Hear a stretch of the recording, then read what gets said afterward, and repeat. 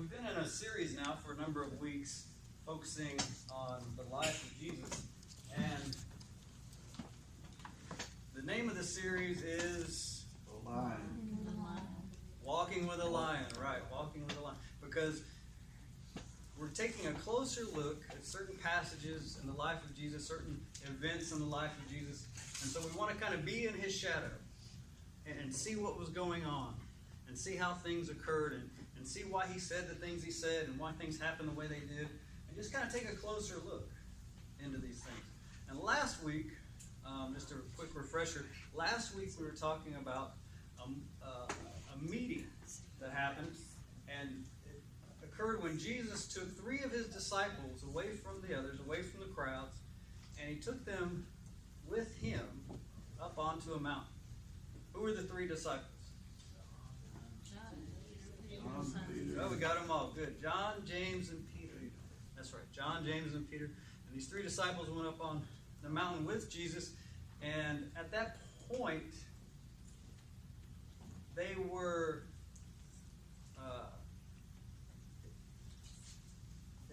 with 2 other people that showed up, much to their surprise. And who were the other 2? Moses and Elijah. Right. Moses and Elijah. And Jesus' appearance while they were on that mountain began to change. And that appearance and that change is called what? Transfiguration. Right. The transfiguring of Jesus. And his appearance changed. And they got a glimpse of the holy, the glorious, the perfection of Jesus. And see, before, their experiences with Jesus had been these demonstrations of his power, these miracles, him calming a storm. With that event, their revelation was much clearer. Their revelation was a demonstration of who he was.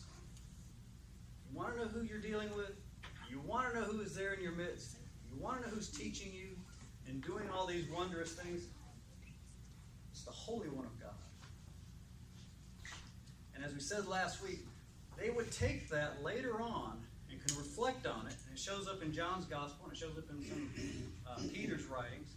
And they would reflect on it, and they would see that the one who did all this for them, who was arrested and went through the trials and was brutalized and killed on a cross, was the Holy One of God. He led the way. He led the way. And so when he asks us and tells us, if you want to be my disciple, you deny yourself, you take up your cross, and you follow me. They know he led the way. He did it in the most extreme way, a very literal way. He led the way. The King led the way. You know, it's one thing as us, his people, to do this, but the King himself went first.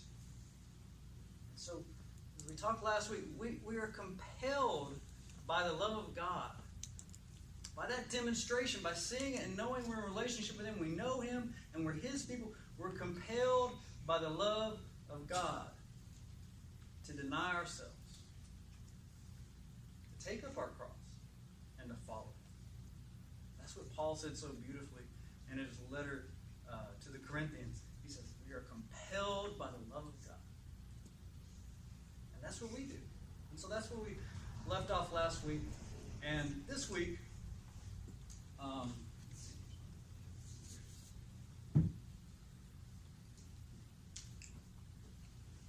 going to kind of divide up the sanctuary for just a second. I'm going to deal with this side, and I'm going to talk to this side. So just hold on.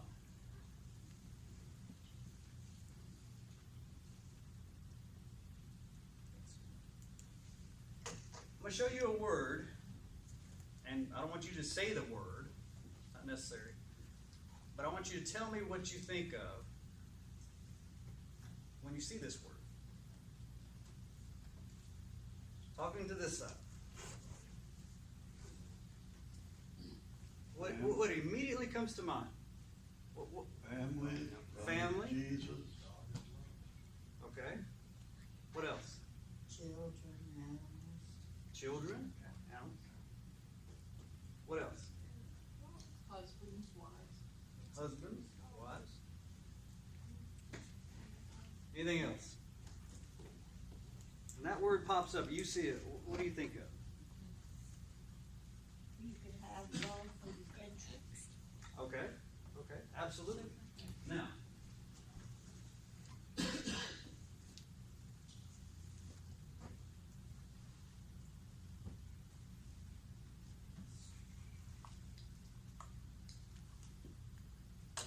For this side.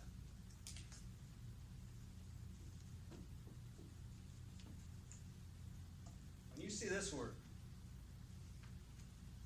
what comes to mind? Hard, rough, Fighter. huh? A fighter. A fighter, okay. Just plain out mean. Maybe just plain out mean. Maybe go with love too. First side, if you hadn't put it together, the first side I gave the word love. And the second side, I gave the word tough. And when we put it together, it's tough love. I made the It's tough love. yeah. I Now, forgot to make some of the y'all may not know exactly what I mean by that, and I'll just tell you how Webster defines it. Webster defines it as an expression of love sternly expressed so that somebody will be responsible. The expression of love sternly expressed so that somebody will be responsible. That's when you give somebody tough love. It's an expression of love sternly expressed so that somebody will be responsible. Just a quick poll. Has anybody here ever had to experience in your own life tough love? Anybody ever give you tough love? Okay, so some of y'all know exactly what I'm talking about. You remember who it was? I know you said mama, yeah? Remember who gave you some tough love? Now, you don't have to say names or anything, but have you ever had to give somebody some tough love?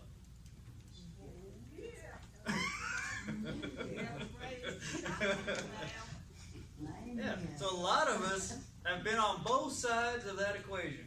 We've been the ones receiving the tough love, and we've been the ones giving the tough love. A lot of us have been on both sides of that equation. And it's often necessary, right?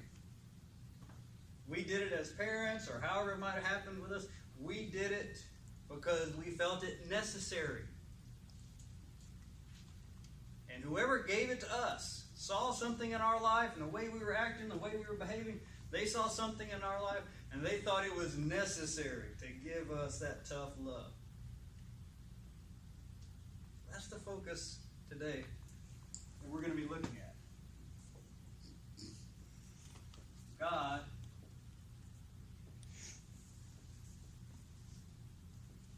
and tough love. God and tough love. If you never put those two things together and never thought how they might work together, then this would be a little bit eye-opening for you. And maybe if that's something you were already familiar with, and this will remind you, when you do receive tough love from God, that it's often necessary, and with Him I would say always necessary, because He acts for good. So, if you have your Bibles or can get to the passage in some way, I know sometimes people use tablets and phones, and that's good. I want you to go to the Gospel of Mark.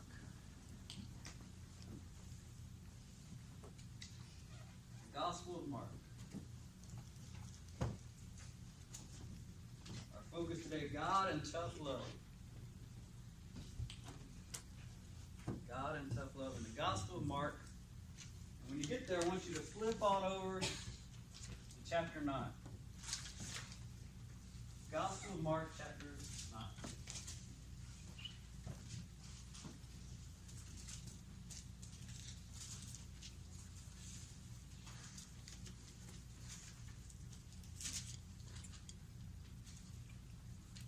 picking up pretty much during the same narrative of what's going on as we talked about last week with the transfiguration. Jesus and his disciples are now making their way down that mountain. So they spend some time getting up the mountain, they spend some time there, and now they're made their way down the mountain. And they've been encountering three groups. This is in verses 14 to 19. So Mark chapter 9, our focus is verse 14 to 19. It says, when they came to the other disciples, they saw a large crowd around them, and the teachers of the law arguing with them. So Jesus, his three disciples, make their way down the mountain, and all of a sudden, they see there's a commotion. Something's going on. Something's restless. And they see three groups. The crowd, the disciples, and I'm going to use the word scribes, which are the teachers. Crowds, disciples, and scribes, the teacher of the law. So, see these three groups, and there's a commotion. Something is going on. In verse 15, as soon as all the people saw Jesus, they were overwhelmed with wonder. Like, he's back. They didn't know how long he'd be gone. Moses was left, the Israelites, and he was gone quite a while. But Jesus is already back. They were overwhelmed with wonder, and they ran to greet him. So now you see a part of this group that's having all this bickering and this commotion and all this stuff going on. They're breaking away and they're running to Jesus. And in verse 16, Jesus says, what are you arguing with them about?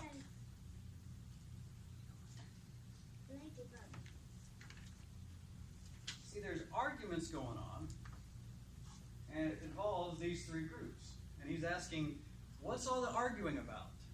Now, you can imagine, if you've paid attention to reading through the Gospel, especially Mark, you can imagine that when the disciples are there by themselves, and Jesus has separated himself and gone away for some time, that these guys that have been kind of following along in different places, have shown up in different places, have tried to challenge Jesus in different places, tried to get him to say things, to make himself look condemnable. All this kind of stuff, they're always trying to stir things up. And now with Jesus gone, you can imagine they were having a heyday with the disciples. Because the disciples are not experts in the law. A lot of them fishermen. A lot of them other tradesmen. Some even a tax collector. So they are not experts in the law. And they're probably taking advantage of this. Jesus is gone. Okay, guys, you're supposed to be his followers. Let's put you through the ringer. Let's test you. Let's see what you learn.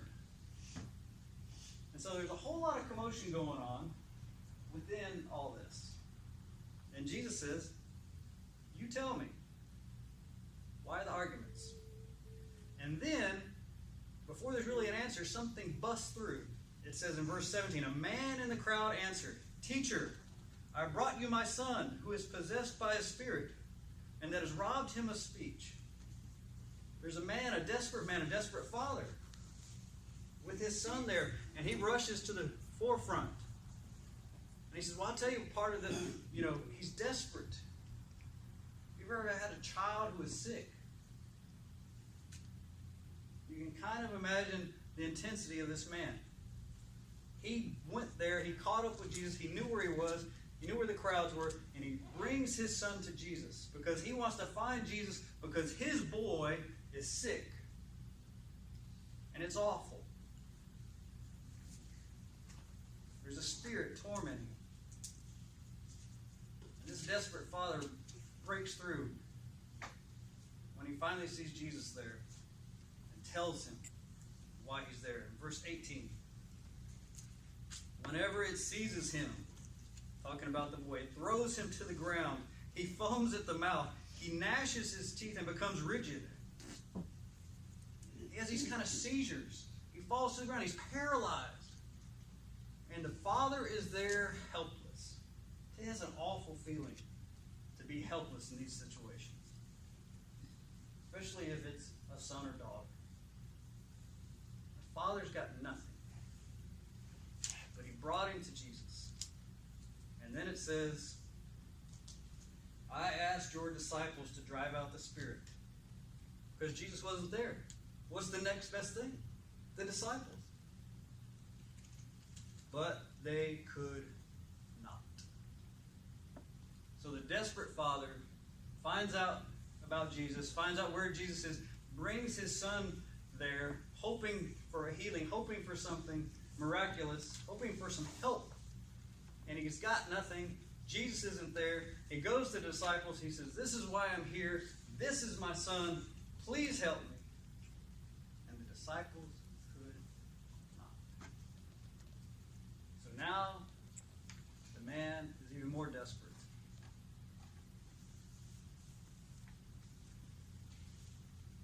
And Jesus, verse 19, says, O unbelieving generation, how long shall I stay with you? How long shall I put up with you? Bring the boy to me. Now, Jesus has a question. Sounds like a statement, but it's really a question, as you can tell. And he says, how long are you going to be this way? And notice the way he puts it. He puts this generation. Everybody gets included. He didn't say, how long you guys on the crowd who just want a healing, that don't really care about anything else, that are just tagging along, that want to see a miracle, that, just like something like that. No. He doesn't say, my followers, the ones I've called out. No. He doesn't say you scribes that are experts in everything. He says this whole generation. Everybody I'm looking at. How long are you going to be like this? How long are you going to make me put up with you like this? That's pretty harsh. But he's confronting their unbelief. He's confronting their unbelief. And as you will see, the disciples couldn't heal the boy because they hadn't even prayed.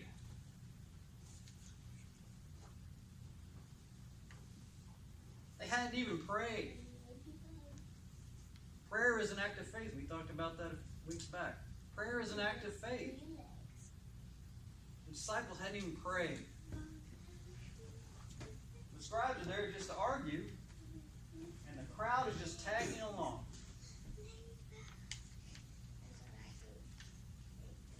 And Jesus says, who's going to answer me this one? Who's going to put up a hand? I want an answer. Somebody just answer me. How long am I going to put up with this? How long do I have to put up with this? Parents ever ask you those kind of questions? You go like, I don't want to answer this. I don't have an answer for this. Just please stop talking. Or maybe your kids acted that way. You were just kind of, coming after them in a very blunt, direct way. And they're like, okay, I don't want to hear you more. I don't have an answer for this. And this is Jesus. How long? Somebody answer me. How long? You. How long? How long are we just going to do this? How long before we take a step of faith? How long before we do what's right? How long before we repent? How long? And you'll see this is justified because on the surface it looks very harsh. Maybe too harsh to some of you. And this father, he's desperate. His son is, we can identify with that. You know what happens just moments later? Jesus calls for the boy. The boy's to be healed. And the father says, help him if you can do anything. If? Jesus replies back, if I can do anything? You brought the boy to me. You made the effort. You found out where I was. You made the trip. You found me. You waited for me to come down the mountain. Here I am. And now it's like, if you can do anything, father's faith. He's in that generation that Jesus is talking about. It's no better. And Jesus is tired of it. Jesus asked them a very blunt, direct question. How long am I going to put up with this? Tell me, guys. How long before you take a step of faith? How long would I have to put up with this? It's very harsh to some of us. But when you think about it, he's confronting them because he knows they've seen miracles, they've seen healings, they've heard him preach the word from God through the Spirit. They've seen demonstrations of power. They've seen fulfilled prophecy. They know he's in their midst. He's literally there doing all this. Their eyes have seen, their ears have heard. They are accountable. And Jesus knows better than anybody exactly what they know. He knows they've been given enough. They've heard enough and they've seen enough. So he gives them some tough love. He calls them out. How long before we change this, guys? How long? How long before we stop this? Because I'm giving you this message and it keeps hitting a wall. You've seen everything, you've heard everything, and it keeps hitting a wall.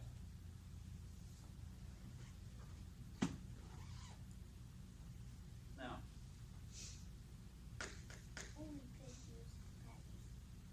you might have been in the same boat.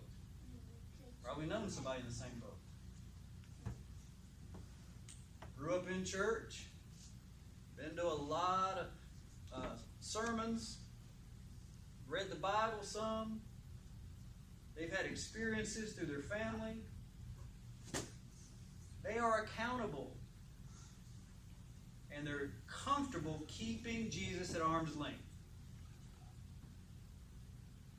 They're comfortable keeping Jesus at arm's length.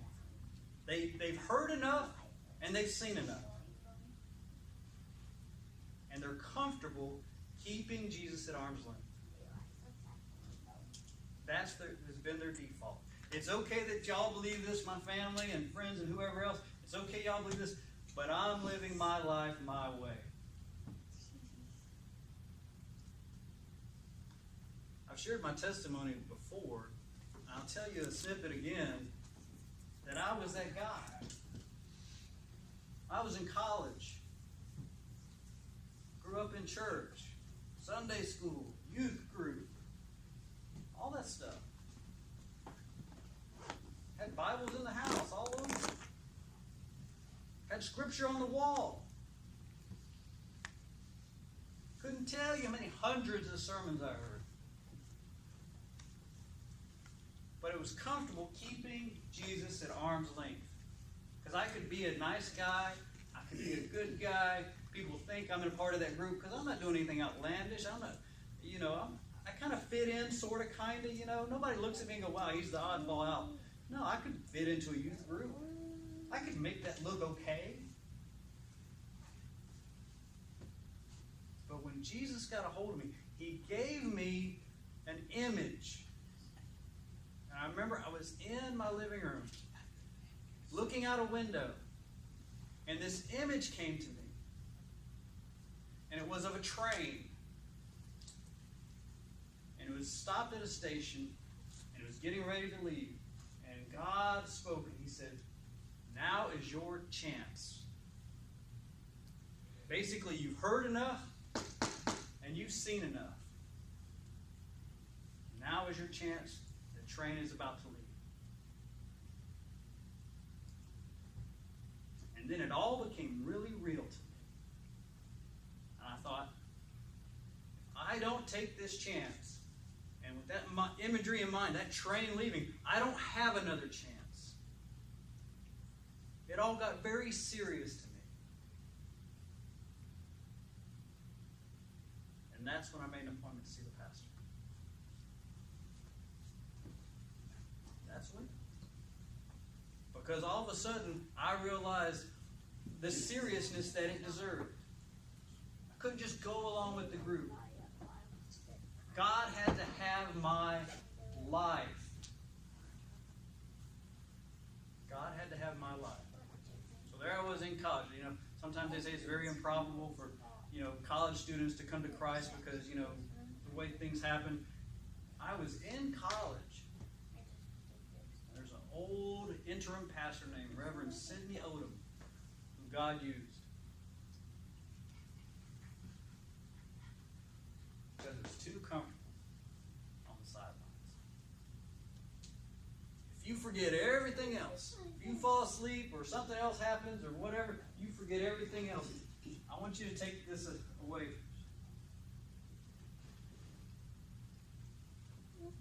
Because you need to realize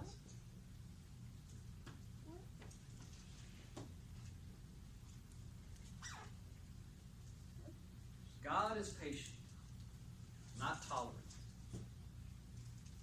You forget everything else. You don't know what everything else said. You don't know the Bible verse. You don't know the chapter or anything else. You forget it all. You get this down. You take this with you. You put that in your pocket. You remember that. God is patient, not tolerant. And there's a big difference. If he was tolerant and he'd say, well, what you're doing doesn't really matter. I'll accept it. It's fine. You go ahead. God is patient with us.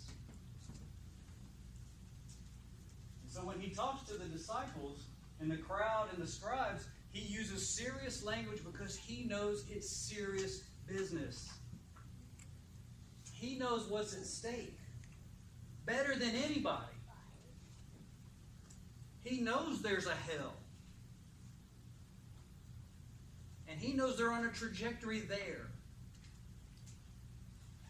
That's the way their life is leading. That unbelief, that keeping things at arm's length. He knows the serious of it better than anybody. And serious issues demand serious words. Because he knows. He's patient. He's not tolerant. He's patient. He's not tolerant. Now, that's them and their unbelief. You know, it really doesn't change for his people, the church. It really doesn't change. You know the last book in the Bible? What's the last book in the Bible? Revelation, right. Revelation. It begins, the first few chapters, especially 2 and 3, it's Jesus sending messages to 7 churches. Right? 7 churches. And he commends them for some things. But the majority of them, he brings harsh words. The majority of them, he's got something harsh to tell them. And he tells them things like, if you don't straighten this out, I'm taking away your lampstand. That means you're no longer a church. You're basically going to disappear. They're not a witness to him anymore. He tells another one, he says, if you don't fix this, I'm going to come to you like a thief in the night. These are not mercy teacups. He's harsh. He's direct. He's blunt. Why? Because he knows the seriousness of it. Even to his people. Because we'll get lazy. We'll get comfortable. We'll drift. We'll go with the world on a lot of stuff and we'll be gone. And that's the way we'll be. And so he grabs them and he says, enough is enough. He gets their attention. And that's his people. We get tough love, too. Because serious issues demand serious words. So when he's talking to the lost, and he knows they've seen it all, and they've heard it all, and they have enough, they're accountable, he brings them tough love.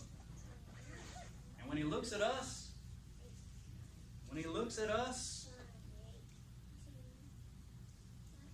and he sees we're off track, brings us tough love. The Lord chastens those he loves. Because he knows what's at stake.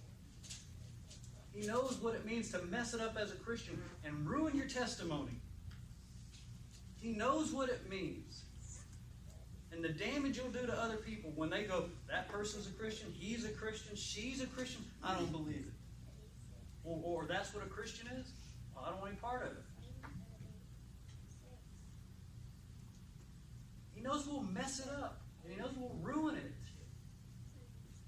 And so he gives us those harsh words when we need it. Because that's tough love, but it's love. It comes from a place of love and care. God is patient, not tolerant. Say that with me. God is patient, not tolerant. One more time. God is patient, not tolerant. I'm not going to assume anything. If you haven't given your life to Christ, this message is for you. I'm not going to assume that you've been in church 10, 20, 30, 40, 50, whatever years. I'm not going to assume anything. If you haven't given your life to Christ, this message is for you. Because I'm pretty sure you've heard enough and you've seen enough. And you're accountable.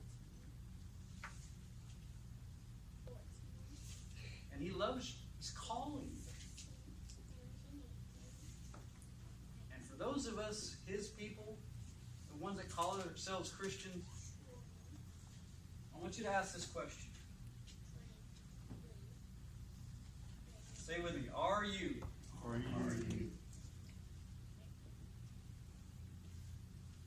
putting up with? Are you putting up with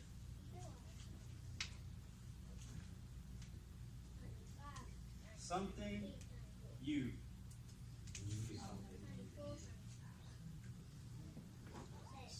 should be